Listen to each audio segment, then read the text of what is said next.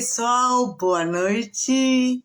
Tudo bem com vocês? Comigo tudo bem. Vamos ter uma live hoje muito interessante e, para mim, uma satisfação. Essa live hoje vai ser show de bola. Oi, Lívia, tudo bem? Boa noite. Olha, vou chamar nosso convidado especial que já chegou. Deixa eu dar um oizinho para ele, já te chamo aí. Só um minutinho, vamos aqui. Ele é expert em Instagram já, então ele sabe que demora um pouquinho. Atenção! Olá! Boa noite! Boa noite. Deixa eu achar meu filtro aqui só. Achei. Para quem não conhece, esse daqui de baixo é o Dr. Matheus Vazen, neurologista. Lá de Curitiba, né, doutor? Ó, vamos aumentar o povo aí. Vamos ver se os meus seguidores entram aqui na live. Quem for entrando Ah, já curte, já comenta, clica no avião. Vamos aumentar os números aí, os seguidores dela também. Isso obrigada, aí. doutor, muito legal. Estou muito contente do senhor estar aqui hoje. A Daniela normalmente está junto com a gente, mas hoje ela teve uma intercorrência, não com ela, mas com a família, e não vai poder estar presente. Então, quem normalmente entra, que sabe que a Daniela está aqui e hoje não vai ver ela, já saiba que está tudo bem com ela, mas ela não vai poder estar com a gente hoje. Vamos lá, deixa eu ver quem está entrando. Opa, boa noite, pessoal. Doutor Matheus, eu tenho esclerose múltipla, a Daniela também tem e muita gente que está entrando aí também tem. A gente quer saber o que é exatamente a esclerose múltipla. Joia! Então, essa é uma pergunta bem legal de responder, porque a gente abre um leque grande para conversar. Eu gosto de falar para alguns pacientes, para a gente tentar quebrar um pouquinho do nome, da onde que veio esse nome de esclerose múltipla, que assusta muito. Então, eu não tenho certeza se é do latim, se é do francês, se é do grego, de onde que veio, mas lá em 1800 e, sei lá, muito tempo antes de existir qualquer tipo de exame, as pessoas já tinham esclerose múltipla. Não tinha nome ainda, mas as pessoas tinham. Eles viam que algumas mulheres mais jovens começavam a ter surtos e melhoravam, surtos e melhoravam. E depois, quando essas pessoas morriam de idade, de qualquer outra coisa, eles iam abrir a cabeça, o cérebro, fazer os estudos e viam que estava cheio de buraquinhos, assim, cheio eles chamam de esclerose, cheio de cicatrizes na cabeça das pessoas e na medula. Então o nome naquela época, para eles, é cicatrizes múltiplas, muitas cicatrizes. Mas conforme for sendo traduzido e mudando de país para país, o termo que eles chamam de esclerose, que é cicatriz para eles, acabou ficando esclerose para nós também. E o nome da doença ficou como esclerose múltipla. Então, nada mais é do que cicatrizes múltiplas, muitas cicatrizes, muitas manchinhas na cabeça, só que é um nome que assusta. E a esclerose múltipla, então, é uma doença que a gente fala que é autoimune. É o seu corpo que está rejeitando o próprio organismo e está fazendo um gol contra. Então, suas células de defesa, seus linfócitos, seus leucócitos, lá do hemograma, em vez de matar um vírus, em vez de matar uma bactéria, em vez de te proteger contra um agente invasor, ele se volta contra você e resolve atacar o seu cérebro, fazer lesão no seu cérebro e na sua medula. Assim como existem outras doenças autoimunes, como tireoide, diabetes, vitiligo, artrite reumatoide, lúpus, existe um monte de doença autoimune. Quando o corpo resolve atacar o cérebro, muitas vezes acontece a esclerose múltipla. Então, a esclerose múltipla nada mais é do que isso, uma doença neurológica, autoimune, que o seu corpo resolveu se atacar, e funciona basicamente com situações de surtos e melhora na maior parte dos casos. E já se sabe por que que o corpo começa a produzir anticorpo, vamos dizer assim, não é anticorpo, né? Começa a atacar teu próprio cérebro, achando que é algo estranho. Essa é a pergunta de 1 milhão sei lá, 1 milhão, 1 bilhão, 1 trilhão, muitos dinheiros é a pergunta que não tem resposta ainda, porque quando a gente descobrir essa resposta, provavelmente a gente vai estar se encaminhando para cura, vai estar se encaminhando para tratamentos muito eficazes. A gente ainda não tem certeza por que acontece. A gente tem algumas certezas, que tem um pouco de envolvimento genético, então a gente não duvida disso. Descendentes de países nórdicos, países do norte europeu, Escandinávia, quem descende desse grupamento familiar tem um risco maior de esclerose. Quem tem alguém na família com esclerose tem um risco um pouquinho maior do que esclerose, não é uma sentença que vai ter também, mas é um risco um pouquinho maior. Então a gente tem certeza que tem um pouquinho de genética, mas ela não explica tudo. Inclusive gêmeos idênticos, univitelínicos, que têm totalmente o mesmo DNA, só tem esclerose quando um tem uns 20, 25%. Então a genética não explica tudo ainda.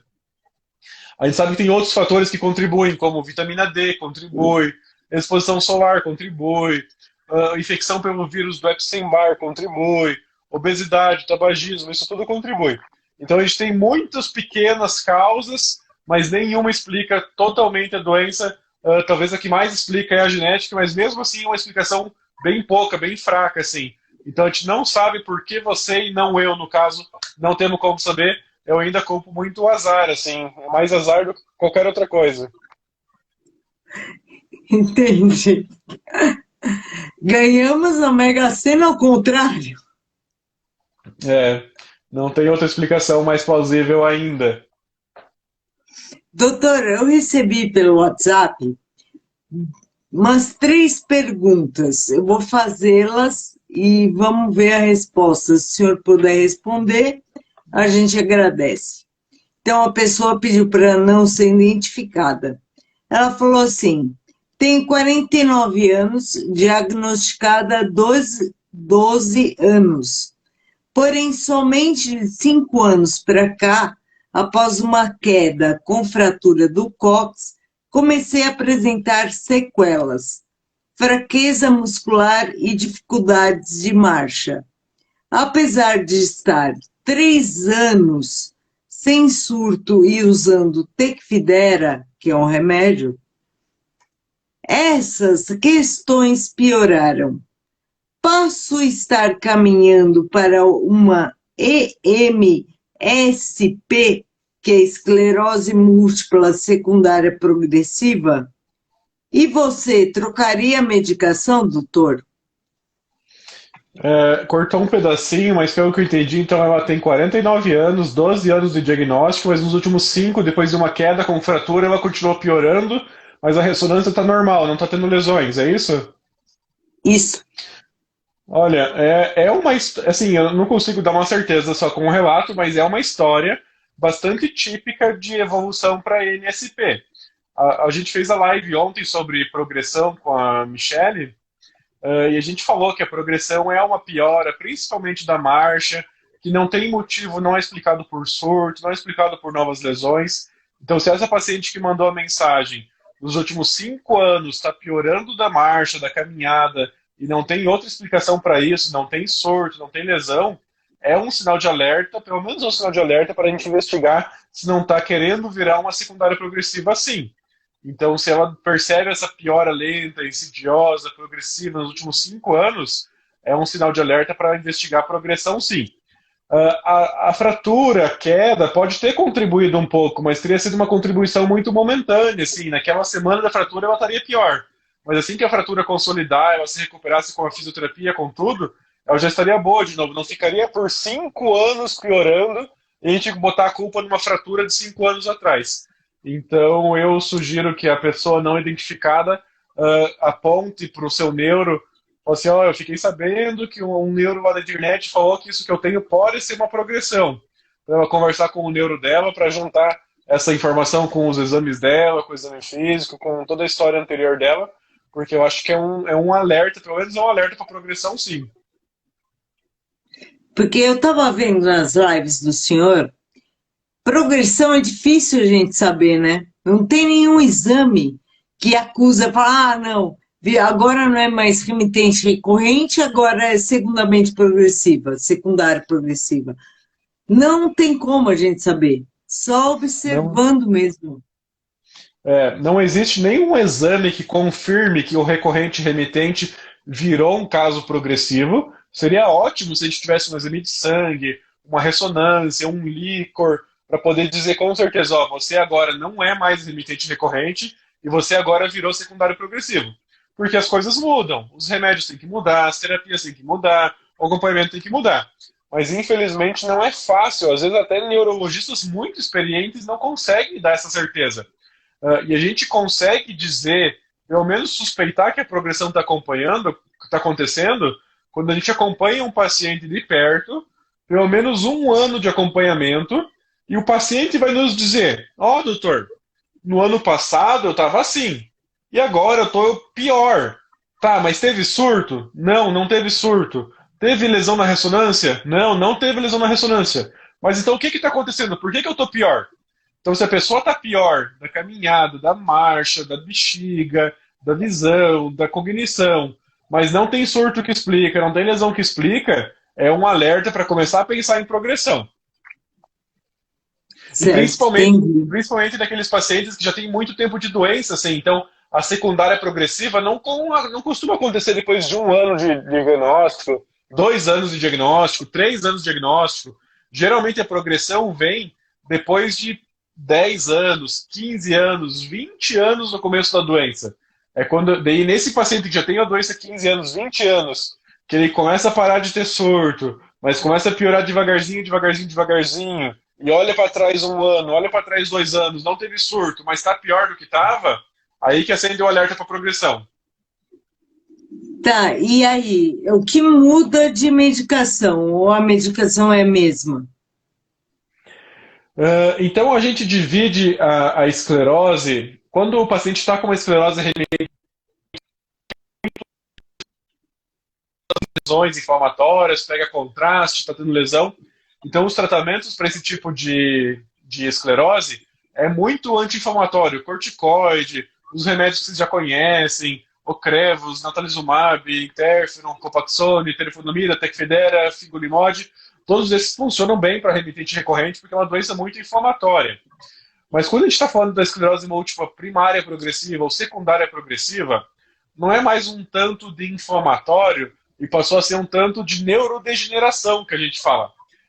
Quase que se aproxima de uma ELA, de uma esclerose lateral, que os neurônios vão simplesmente morrendinho, fadigando, morrendinho, morrendinho, sem grandes surtos, sem grandes inflamações. Então, infelizmente, todos os estudos que tem hoje em dia, as medicações que vocês conhecem hoje em dia, foram estudadas e produzidas e vendidas para remitente recorrente. São pouquíssimos tratamentos que funcionam para as progressivas. Por exemplo, para a primária progressiva, apenas o Ocrevus mostrou um pouquinho de eficácia. E para a secundária progressiva, apenas um remédio novo chamado Ciponimod, que é o Kiendra, mostrou um pouquinho de eficácia. A gente até usa os outros remédios na primária progressiva, na secundária progressiva, mas de um jeito que a gente chama off-label, sem indicação concreta, para dizer que não está fazendo nada. Mas oficialmente tem poucos remédios para as progressivas.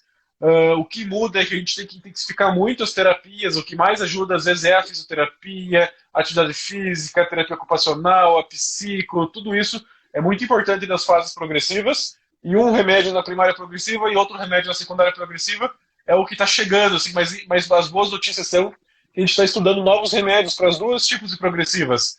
Então tem novos remédios chamados BTKI, que estão sendo estudados para os 3 tipos de esclerose, para os progressivos e para os remitentes recorrentes, e estão se mostrando com bons resultados. Talvez em alguns anos a gente tenha novidades, tanto os remédios novos para remitente recorrente, quanto para a primária progressiva, quanto para a secundária progressiva. Vamos torcer. Outra Deixa eu fazer uma pergunta. pergunta, então. Fala. Qual que você tem? Olha, eu estou na remitente recorrente, mas eu fiz uma ressonância agora, porque a neurologista que eu consulto acha que já mudou, que agora é secundária progressiva. E na ressonância não acusou nada. Não tem surto, não tem nada ativo, está tudo normal, mas como a piora continua, principalmente na marcha, então eu acho que agora estou na secundária progressiva. Eu concordo. Acho que é isso mesmo. E que remédio que usa? Eu estou usando Tecfidera. Vamos ver É, eu se ela acho vai que, mudar, né? Não sei. eu acho que na próxima consulta você poderia pedir para tomar o Siponimod, que é o remédio Sim, novo que serve para esclerose progressiva. Dá uma comentadinha para ela só. vou falar sim. Obrigada, doutor. Vamos a outra pergunta que apareceu aqui no meu WhatsApp. O que o doutor acha da fisioterapia com estimulação elétrica transcutânea para fortalecimento muscular? Olha, eu talvez não seja a melhor pessoa para falar, é bom um físio, mas assim, até onde eu sei, a melhor fisioterapia é a motora. É aquela que você se exercita, que você estimula o seu músculo a crescer, a se reforçar naturalmente. Aquelas outras fisioterapias que usam choquinhos, a princípio não tem problema, não faz mal para a esclerose. Eu sei que os choquinhos e o ultrassom às vezes ajudam mais até em fisioterapia analgésica, assim, quem está com muita dor, quem talvez tenha rigidez, quem talvez não tenha o movimento adequado para se exercitar sozinho, para fazer o movimento, para puxar o membro. Daí sim. Mas resumindo, não tenho nada contra. Acho que vale a pena, se estiver fazendo, não faça só a do choque, faça intercalado com a fisioterapia normal, mas acho que vale todo tipo. Se a pessoa já tá na físio, já tô feliz. Assim. Então tem tanta gente que nem faz físio. Então se a pessoa foi pra físio, já fiquei feliz. Você tá fazendo choque, tá fazendo exercício, tudo bem. Deve ter um que é um pouquinho melhor do que o outro, mas só de estar fazendo já tá bom. Mas de preferência eu prefiro sempre aquela que não usa choque, que não usa aparelho nenhum, que é só você mesmo se exercitando, com a ajuda do físico, com os movimentos adequados, para não se machucar. Mas tudo o resto de instrumento que aparecer, eu acho que é bem-vindo. Eu acho que a fisioterapia é uma ciência que também evolui. Então, se eles estão usando choque hoje, estão usando ultrassom, estão usando o que for, é porque eles estudaram e viram que funciona bem. Mas vamos associar todas as possíveis, vamos fazer tudo um pouco. É isso aí. Deixa eu só dar um alerta para quem está entrando aí agora e tiver alguma dúvida. Tem um balãozinho aqui embaixo com um sinal de interrogação. Coloca ali, escreve a sua dúvida ali que a gente lê depois. Eu acho que é só isso de dúvida que eu tenho, assim, eu particularmente, e que eu recebi. Mas a Só gente isso? tem só isso. Mas, gente, por enquanto, vamos ver se o povo aí que está aí tem mais dúvida. Mandem as Mas eu dúvidas aqui quero. no balãozinho, ó. No balão com É, interrogação aqui, ó. Pra gente ler exatamente, as dúvidas. aqui embaixo. Tem algum remédio novo aparecendo aí, doutor? Então, tem uma novidade. Os três últimos remédios que apareceram para esclerose no Brasil. Então, um deles chama Mavenclad, um deles chama Kesimpta e um deles chama Ciponimod. Ciponimod é um comprimido que é uma evolução do Fingolimod. Então, esse Ciponimod ele é um comprimido de tomar todo dia e é o primeiro remédio do Brasil que está sendo aprovado que mostrou resultado na secundária progressiva. Por isso que quando a pessoa tem secundária progressiva, eu acho que é uma boa cogitar a usar o Ciponimod, que é um comprimido. Vale a pena conversar com os seus neurologistas se tiver secundária progressiva, já que é o primeiro remédio brasileiro com indicação em bula aprovado para usar é o Ciponimod. O Kesimpta é um remédio que é aplicado na barriga, uma injeçãozinha na barriga, uma vez por mês. Ele tem a mesma tecnologia, quase a mesma molécula que o Ocrevus, mas em vez de fazer na veia 6 meses, faz na barriga todo mês. E é um remédio excelente para controlar a doença da remitente recorrente e da secundária progressiva com surtos, da secundária progressiva com lesões. Muito seguro e muito eficaz também. E o Mavenclad é um comprimido que tem um uso bastante interessante. Ele é um remédio que toma da seguinte maneira. Ele toma, por exemplo, se eu fosse começar a tomar hoje, eu tomaria mais ou menos uns 10 comprimidos daí ficaria o resto do ano, mais 11 meses sem fazer nada, tomaria de novo 10 comprimidos e ficaria mais 3 anos sem fazer nada. Então são poucos comprimidos e que dá pelo menos 4 anos de proteção. Tem alguns pacientes, pelo menos uns 50% deles, já chegaram até 10 anos de proteção sem precisar usar outro remédio, sem precisar fazer outro tratamento, até 10 anos de proteção. Alguns pacientes voltam a ter surto, voltam a ter lesões, depois precisam tratar ou com uma ventoagem de novo, ou com outros remédios normais de novo, mas é um remédio bem interessante, é o único, assim, com essa modalidade de usar poucos comprimidos agora, poucos comprimidos daqui a pouco, e ficar muitos anos Qual que é sob o nome proteção. dele mesmo? Mavenclad, cladribina. Não, é o Oh, meu Deus. Ajuda aí, doutor. É o Mavenclad ou cladribina. Obrigada. Ele tem mais ou menos a mesma potência que o natalizumab, mas tem todo esse benefício de ter uma duração de longo prazo. Toma poucos comprimidos e dura por longos períodos. Ele é excelente para quem quer engravidar, porque você consegue tomar o comprimido hoje, ficar 4 anos protegido e engravidar sob a proteção do remédio, mas sem remédio no corpo. Então é o melhor dos cenários. Isso, ó, escreveram aqui Entendi. embaixo o nome dele. Esse daí é para remitente recorrente mais, né? É mais para remetente recorrente. Então vamos lá. Vou pegar agora aqui, vou ficar um pouco pertinho de vocês para ler as perguntas, porque eu vi que chegaram aqui na caixinha algumas perguntas. Dani Santos, ela só colocou sentir dor. Aí eu não sei. Dani, ajuda aí. Sentir dor do quê? 26, Nízia Pinto. O Ocrevus, então, não é bom para EMSP? O Ocrevus não tem evidência, estudo científico ou artigo que confirme que ele funciona para MSP. Ele tem artigo que funciona para recorrente e remitente, e ele tem que funciona para primária progressiva. Até pouco tempo atrás, a gente não tinha nenhuma opção para usar na secundária. Então, por analogia, a gente usa o Ocrevus porque ele provavelmente funcione também, não tem por que ele não funcionar. Então é uma medicação muito boa, talvez uma das melhores que tenha para secundária progressiva. Ele só não tem essa indicação confirmada. Mas como ele funciona para as outras duas, provavelmente ele funciona também. A Lu Ferreira 10, ela está perguntando para mim, creio eu, né? Quanto tempo você tem de diagnóstico? Lu, eu tenho, faz as contas, sou horrível de cálculo. Eu fui diagnosticada em 2007, então eu tenho uns 13, 14 anos de diagnóstico. Dani Santos Alves, é normal sentir frequente aonde foi a punção lombar?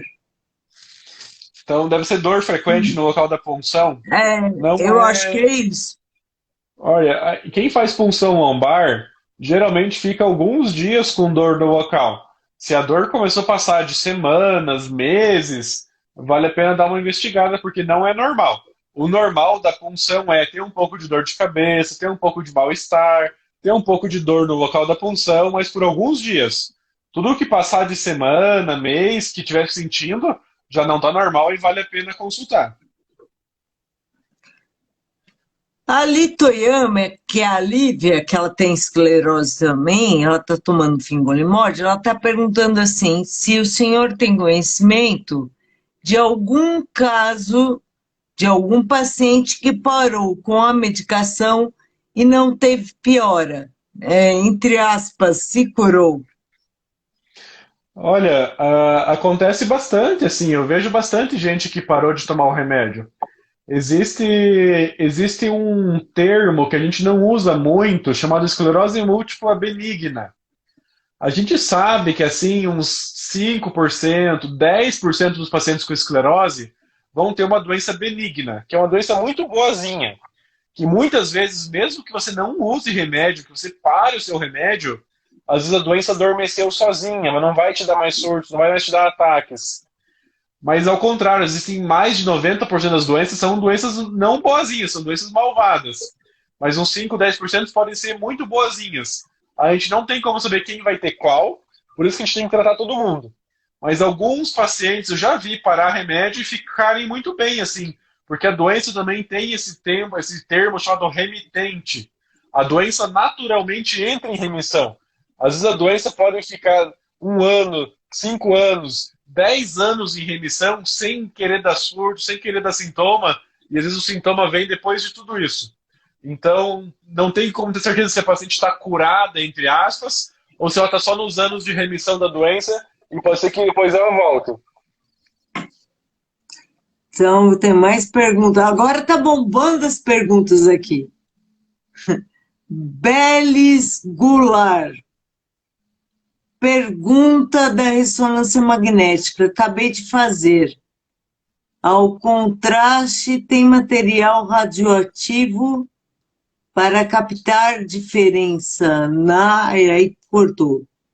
Não, o contraste não tem material radioativo. Se tivesse, estava todo mundo criando rabo de jacaré aí já, de tanto contraste que vocês usaram. Mas o É verdade. contraste não tem material radioativo, nem a ressonância não tem nada de radiação. O que tem radiação é a tomografia e não o contraste da tomografia. A tomografia tem radiação, por isso que a gente evita em mulher grávida, por isso que a gente evita em bebê, criança, porque tem um pouco de radiação na máquina de tomografia. A máquina de ressonância não tem radiação e nenhum contraste de tomografia ou de ressonância tem radiação.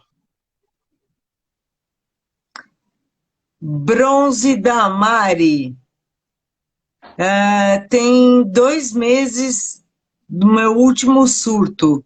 Sinto ainda as mãos formigando e um pouco fracas. É normal, doutor? 2 meses do surto ainda é um prazo que eu esperaria os sintomas não estarem completamente resolvidos, sim. Então, quando tem um surto, geralmente faz a pulsoterapia, os sintomas vão melhorandinho aos poucos, assim. Então, até 6 meses, eu já vi paciente continuar melhorando. Então, se está em 2 meses, tem que continuar no tratamento, na recuperação, que eu acho que a recuperação ainda vai vir mais. Duda Marinho. Ele está perguntando, ou ela está perguntando da punção lombar. Doutor, eu vou pedir a sua permissão para responder essa de acordo com o que eu já ouvi nas suas lives. À vontade. Ela está perguntando assim, punção lombar é feita frequentemente, tipo 6 meses? Ô, Duda, não. Normalmente não se faz punção lombar, a não ser que, segundo o doutor, vê se eu estou errada, doutor, você tem suspeita de alguma outra doença além da esclerose. É isso mesmo. Então a punção lombar não tem que ficar sendo feita de rotina. Inclusive, ela nem é obrigatória. É possível dar o diagnóstico de esclerose sem punção. Eu tenho vários pacientes que eu fechei o diagnóstico e nunca fizeram punção na vida e talvez nunca vão fazer. Mas a grande maioria dos pacientes faz a primeira punção, porque o resultado é importante sim para o diagnóstico. A maioria faz uma e nunca mais repete. Quando que tem que repetir? Se algum dia tiver uma suspeita de meningite, se algum dia tiver suspeita de LEMP, ou se tiver suspeita de alguma outra doença. Mas pela esclerose, a princípio não precisa repetir nunca mais, não. Só para o pessoal que está assistindo já saber, quando eu fiz a punção lombar, as minhas bandas oligoclonais não deram nada. É como se eu não tivesse nada. Mas pelos outros exames foi fechado, então, o diagnóstico de esclerose. E mais uma informação importante, as bandas não são obrigatórias para esclerose também. Mesmo se der negativo, ainda pode ser. E mesmo que der positivo, não é certeza que é também, não confirma. Então a banda não é 100% nem para que sim, nem para que não. É. Ó, Jennifer está perguntando a importância da atividade física para quem tem EM. Então Eu já sei a resposta. nos últimos 5 dias eu fiz alguns reels e postei valorizando a parte não medicamentosa do tratamento. Então, a atividade física é muito importante, por alguns motivos. Se você fizer atividade física, você vai ter menos doenças no geral. Menos coração, menos AVC, menos peso, menos diabetes, menos tudo. Então, só por isso já é bom. Se você fizer atividade física, você vai ter menos surto e menos progressão da esclerose. Então, é bom. Se você fizer atividade física, você vai ficar uma pessoa musculosa, vai ter menos fadiga, vai ter mais condicionamento e vai ser mais difícil para a doença tirar isso de você algum dia. Se tiver um surto, vai ser mais difícil para o surto tirar a força de você. Se tiver um surto, vai ser mais difícil para o surto tirar o seu equilíbrio, tirar a sua marcha. Então, é só benefício. Não tem o que falar. Doutora Bela CPM, que por sinal é a minha irmã, ela está perguntando assim, o que favorece a prevenção dos surtos, além das medicações? Então, o mais importante acaba sendo tomar o remédio adequadamente, mas tudo que vocês imaginarem que seja uma coisa assim, um hábito saudável, também contribui para não ter surtos. Então, dormir bem, alimentar bem, não viver em ambiente estressante, fazer atividade física, tudo isso, evitar cigarro, manter o peso ideal, tudo isso são fatores que contribuem para ter menos surtos no futuro. Então, além de usar o remédio, tudo que você imaginar que seja um hábito saudável, vale a pena fazer, que vai te ajudar a ter menos surto. Érica 3564. Entrei no Pilates e treinamento funcional. É bom também, é interrogação, porque já vi uma melhora. Eu acho Qualquer que coisa tudo que se que mexer. mexe com o corpo. Dani Santos. Já tem um ano que fiz a punção e faz um mês que estou sentindo. Acho que foi essa pergunta lá de cima. Então, Dani, se faz um mês que você fez a punção e você ainda está sentindo dor, dá uma verificada, né, doutor? Porque deve ter alguma coisa errada.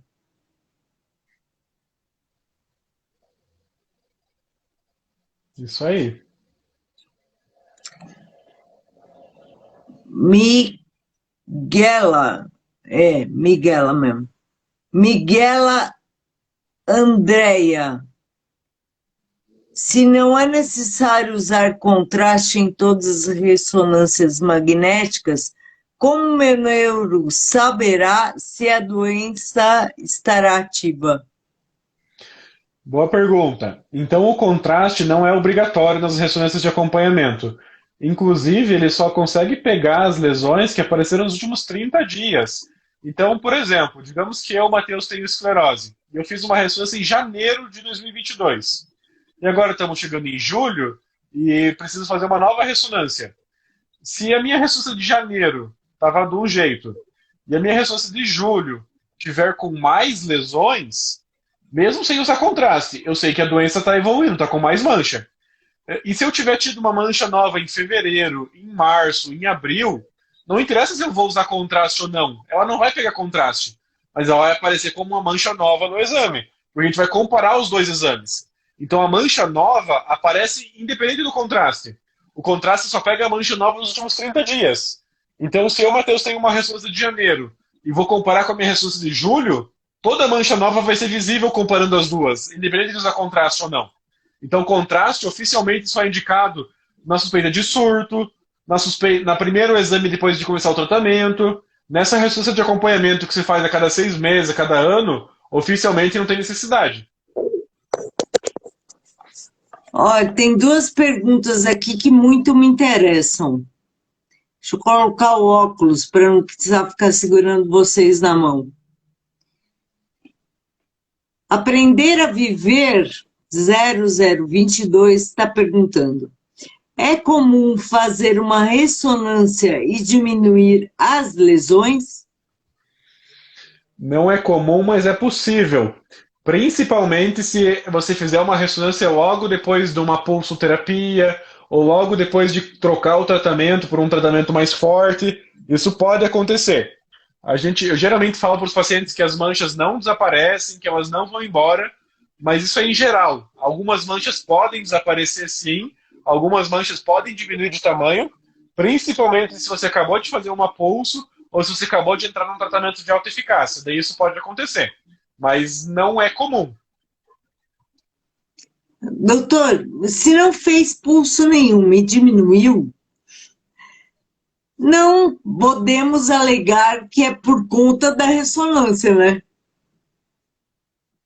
Só se trocou a máquina, foi para uma máquina mais fraca, foi para uma máquina inferior, daí às vezes pode até culpar um pouquinho a metodologia de aquisição das imagens.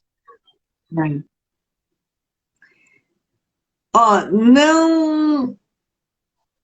não esclerosei, tá perguntando assim, mulher com um DIU de cobre pode fazer ressonância magnética normal?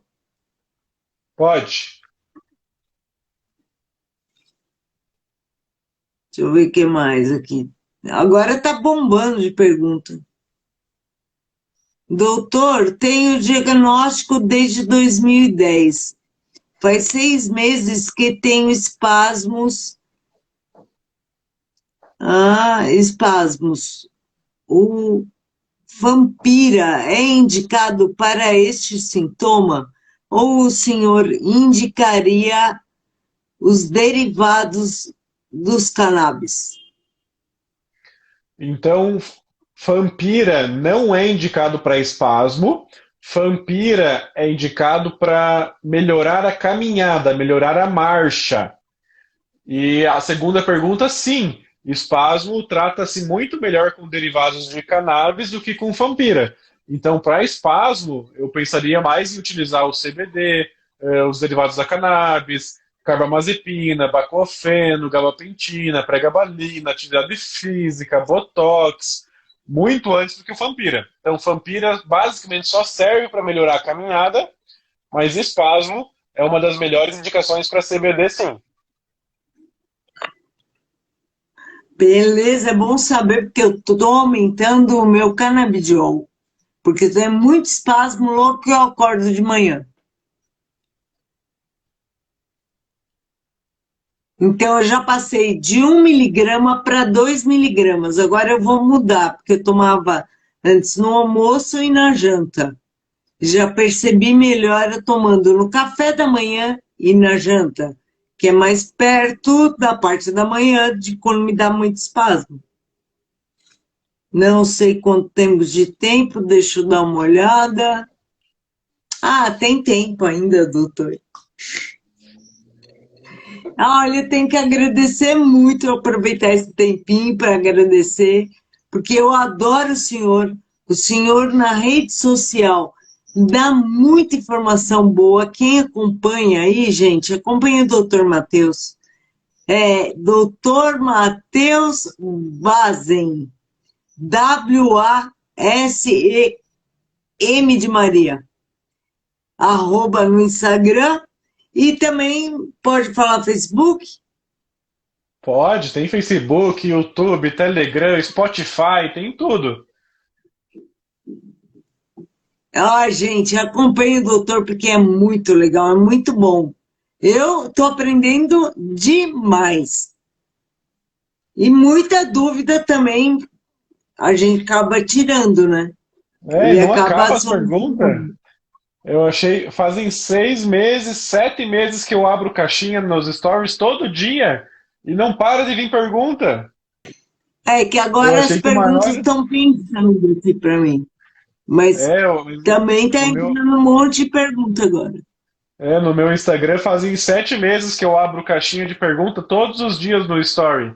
E todos os dias tem muita pergunta que eu não nem conto de responder. Eu achei que uma hora a gente ia esgotar tudo, ia acabar as perguntas, mas não acaba. Acabando. Doutor, eu acho que eu vou acabar incomodando um pouquinho mais o senhor, porque Pode ficar à eu clico vontade. aqui para abrir as perguntas e está rodando. Ou seja, depois vou conseguir ver essas perguntas e se eu conseguir, aí eu mando para o senhor responde, por favor. Me manda o print que eu printo e respondo lá nos stories e te marco daí. Beleza. Gente, eu não estou conseguindo quase ler nada que vocês estão mandando, porque é muita coisa que vai entrando. Então, aproveitando de Não falar de sabia que tinha CBD, mudado. eu acabei de fazer um post de CBD. Postei lá um videozinho do CBD, porque já existem algumas marcas legalizadas de CBD que vendem, inclusive na farmácia, farmácia de esquina de casa, você consegue chegar lá com a receita e comprar o CBD e levar para casa. Porque antigamente eu acho que era muita coisa clandestina, mercado negro, tinha que comprar escondido e não sei o quê. Hoje em dia já tem na farmácia, tem vários sites que eu sei, que eu não vou divulgar, mas eu sei que tem vários sites que você compra online, entrega em casa, vem de fora do Brasil, do Uruguai, não sei de onde. Então não tem mais desculpa para não usar. Ainda é muito caro, é difícil às vezes de comprar e de manter, é caro para continuar, Isso que eu ia mas vale a pena falar. fazer um O teste. único, Vale a pena fazer um teste. mas isso que eu ia falar. O único problema do canabidiol é o preço. Ainda é o preço. Mas acho que só vai melhorar, só vai baratear. Conforme for ficando mais legalizado, mais difundido, acho que cada vez mais vai ficar. Quando entrar mais concorrentes no mercado, legalizado, acho que vai baratear mais. Né? Porque aqui no Brasil, hoje, só tem uma empresa que faz o canabidiol. Que você consegue. Está legalizado, mas só tem essa empresa para você conseguir na farmácia comprar. Não tem outra marca. Só tem aquela. Por isso que fica É, caro. Quando tiver concorrência, aí o preço cai. mas eu acho que quando eu dei uma pesquisada, parecia o mesmo preço de comprar clandestino, assim. Acho que era uns R$ 200 o frasco, que eu acho que é mais ou menos o mesmo preço de comprar online. É porque eu tenho receio, doutor. Me ajuda também para saber. O canabidiol, normalmente, quando você compra dessas associações ou alguma coisa para conseguir um pouco mais barato, só um pouco, porque não é barato do mesmo jeito, não tem um pouco de TSH, THS ou TSH, sei lá, o que dá o barato. Olha, então existem dois tipos de canabidiol. Existe o CBD puro, que a gente chama, que é só a parte mais terapêutica da molécula, que não dá, que não chapa, que não vicia, que não dá aquele mal-estar, aquela zonzeira. E tem o CBD, que a gente chama de full spectrum, que eles não separaram as moléculas, que é a maconha pura batida, digamos assim. Dizem que quando tem o full spectrum, quando tem o THC, funciona um pouquinho melhor, porque as coisas se combinam, as moléculas se combinam e se potencializam, mas corre-se o risco de ter os efeitos ruins da maconha, que é ficar brisado, ficar aerado, ficar chapado. Então dizem que é um Uhum. pouquinho melhor, porque se potencializa as coisas, mas corre esse risco. Então quando você compra, você pode comprar o CBD puro, ou pode comprar o full spectrum. Tem que cuidar com o full spectrum, que, sei lá, concurso público, polícia, vai dar maconha positivo. E quando é o Sim. CBD puro, você sabe que é terapêutico medicinal.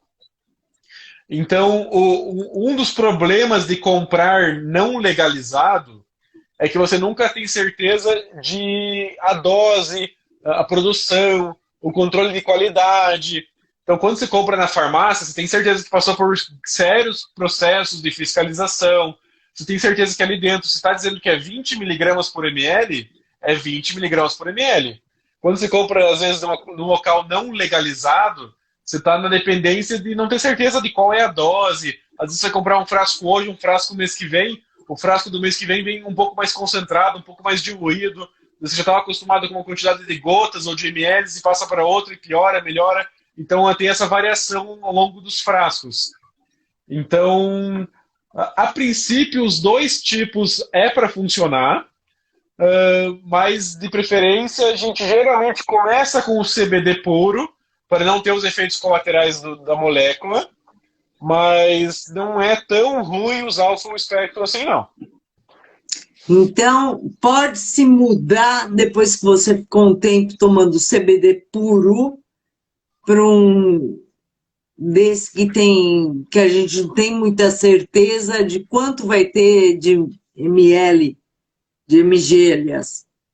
Dá para fazer uma tentativa. Se você já tá chegando numa dose alta do CBD puro e não quer continuar tomando doses mais altas, você pode tentar uma dose mais baixa do que tem em THC, porque como eles se potencializam, provavelmente o benefício vai ser o mesmo, às vezes com uma dose mais baixa, mas também as custas de alguns efeitos colaterais ou alguns riscos assim, da molécula completa da maconha. Entendi. Entendi. É só a questão do barato o problema. E tem gente que quer isso, né? Eu Daí não não adianta tomar dirijo CBD mesmo, puro. então também. Tem gente que fala assim, nossa, doutor, eu comprei o CBD lá e tomei e não senti nenhum barato, mas também comprou o puro, né? Se a pessoa quer o barato, não vai ter barato com o CBD puro. E tem gente que às vezes está atrás dessa sensação mesmo. Não tem barato nenhum. Eu tomo, gente, o CBD, o canabidiol, e não dá barato nenhum.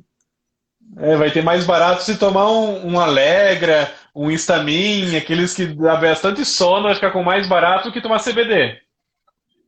O Alegra dá mesmo, eu já tomei. Dá um sono, você fica bem legal. Você fica falando um monte de abobrinha que depois você nem lembra que falou. E é isso aí, gente. Alguma dúvida? Eu sei que vocês mandaram dúvida, mas eu não consegui ler porque passa muito rápido. E nessa daqui da caixinha, ficou pensando, pensando. Deixa eu ver se tem alguma. Mas qualquer coisa depois me manda que a gente responde. É, olha lá, não consigo, tem problema. Peraí. Vamos tentar de novo, gente. Ah, vamos lá. Miquela, de novo. Se não é necessário usar contraste, então. Ah, já foi essa. Já foi, já foi, já foi, já foi. Essa também já foi, já foi. Ah, tá. Então tá bom. Então entenderam, gente, que é esclerose múltipla? Eu entendi, doutor. Muito obrigada. Estou muito agradecida. Seu trabalho tem sido ótimo. Acompanhem o doutor nas redes sociais, é muito bom. Tá aí aí em cima a live que é esclerose múltipla. Quem quiser seguir ele no Instagram, o endereço dele tá aí em cima também. É só seguir, né, doutor? Isso aí, obrigado pelo convite. Agradeço todo mundo que parou aí à noite de sexta-feira para assistir duas pessoas falando sobre esclerose múltipla. Só tem gente interessada aqui que com certeza sai mais sabido do que entrou. É verdade. Muito obrigada mesmo, doutor. Pena que a Daniela não está aqui, porque a Daniela também é fãzona do senhor, mas ela não pôde vir. Ela me ligou, ai, muito triste. E, ai, que pena que eu não vou conseguir estar na live. Então, manda um beijinho para ela, doutor. Um beijo, Daniela. A próxima você vai junto. É isso aí. Obrigada, doutor Matheus. Uma Se boa cuidem, noite, um todo beijo mundo. para toda a sua família. Se cuida. Obrigado, boa noite. Boa noite, gente. Obrigada por assistirem.